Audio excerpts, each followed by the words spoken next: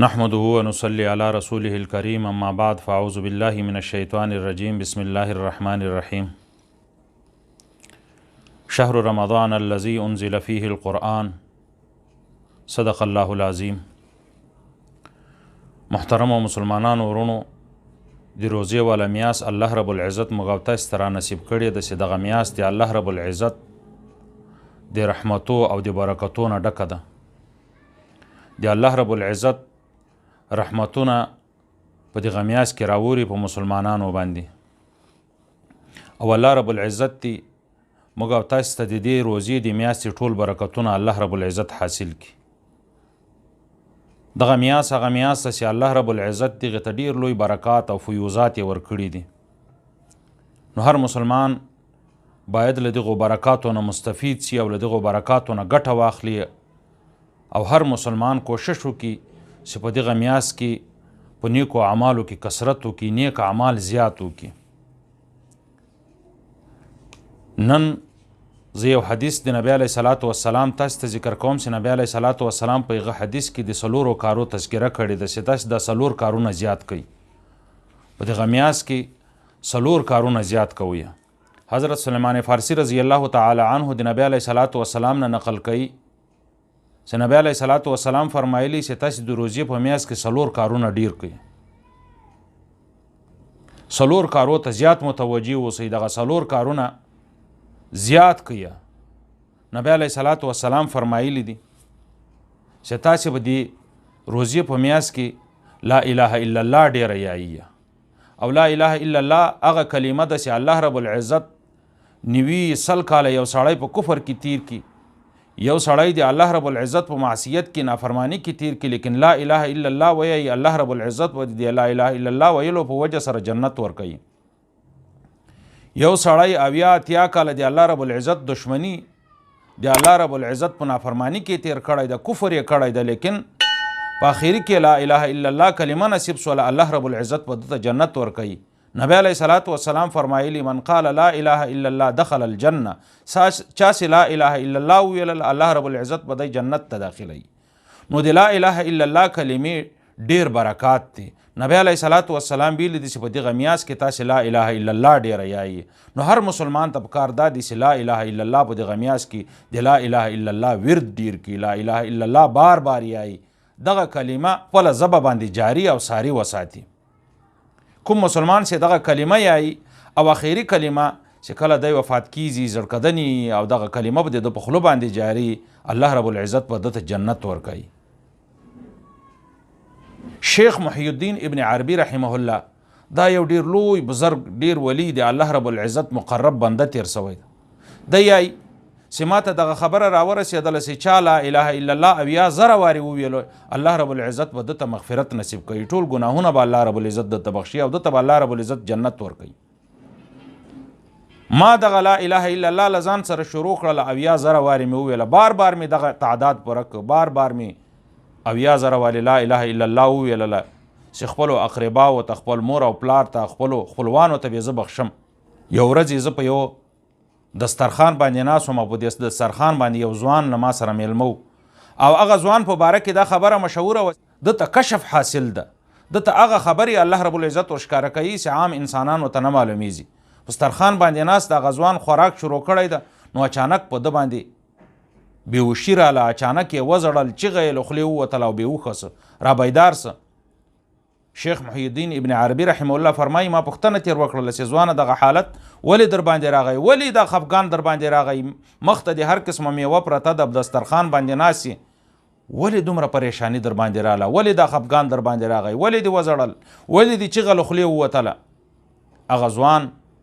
یا ما ته وفرمیل چې د ما څو ورځې مخکې د ما والده وفات سوې ده او الله رب العزت د ما د والدې حالت په ما باندې منکشف کو چې د دې قبر د عذاب نه ډک ده، د دې قبر د جهنم د لمبو نه ډک ده.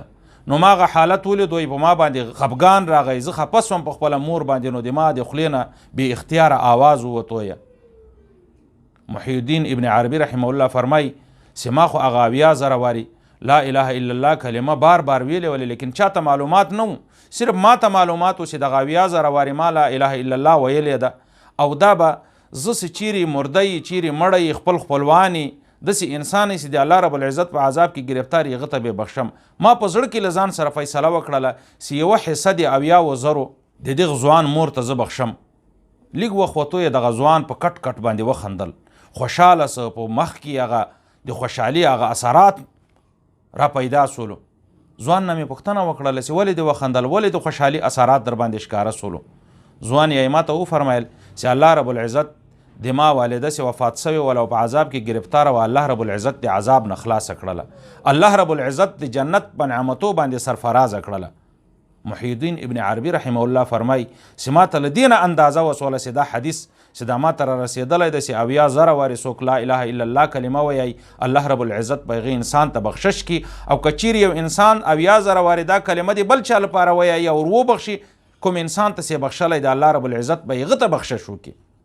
او بل د دغه نه دغه خبرم ما ته معلومه سوله چې دغه ځوان ته الله رب العزت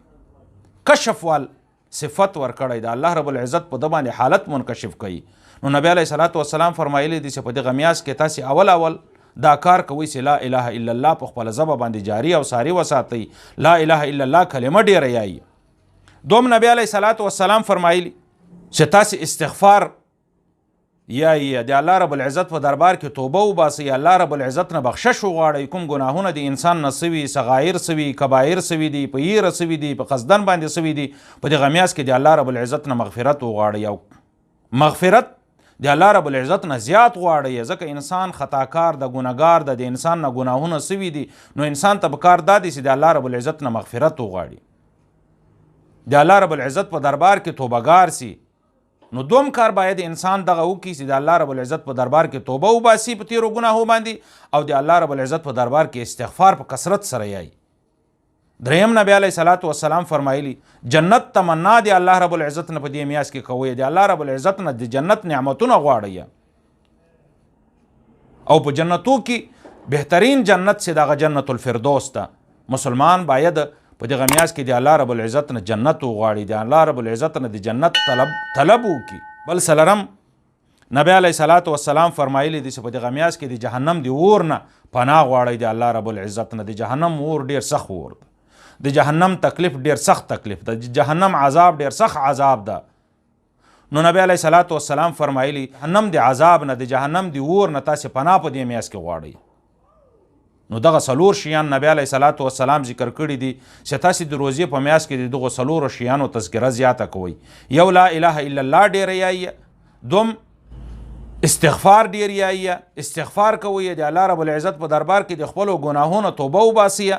دریم نبی علیه صلات وسلام فرمایلی د الله رب العزت نه تاسې د جنت طلب کوي، د الله رب العزت نه جنت غواړئ، د جنت نعمتونه غواړئ، ځکه جنت د الله رب العزت نعمت ده، او جنت به هغو خلکو ته میلاویږي چې په چا باندې الله رب العزت مهربانه وي، چا نه الله رب العزت خوشحاله وي، چا ته الله رب العزت جنت ورکړي، نو هغه انسان کامیابه ده، هغه انسان سرفرازه ده. او څلورم نبی علیه صلات وسلام فرمایلی د جهنم د عذاب نه پناه غواړئ، او الله رب العزت دې موږ او تاسې ته او موږ ټولو مسلمانانو ته الله رب العزت په دې باندې د عمل کولو توفیق راکړي. الله رب العزت دې وکړي چې دغه د رمضان المبارک والا میاشت په موږ او په تاسې باندې په خیر او په عافیت سره تېره سي، او په دغه میاشت کې الله رب العزت موږ او تاسې ته ټول ګناهونه معاف کړي، او د موږ او د تاسې لپاره فیصله د جنت وکړي. الله رب العزت دې موږ او تاسې نه راضي سي. وما علینا الا البلاغ.